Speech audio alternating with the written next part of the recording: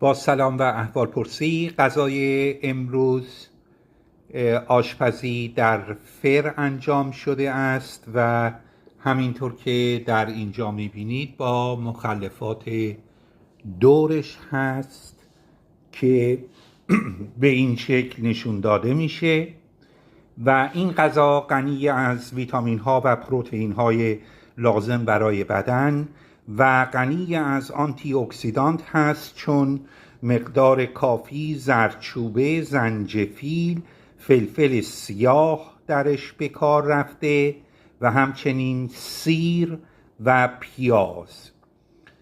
و این رو شما میتونید به مدت 1 ساعت و 40 دقیقه در حرارت فر 120 درجه سانتیگراد بگذارید. بسیار خوب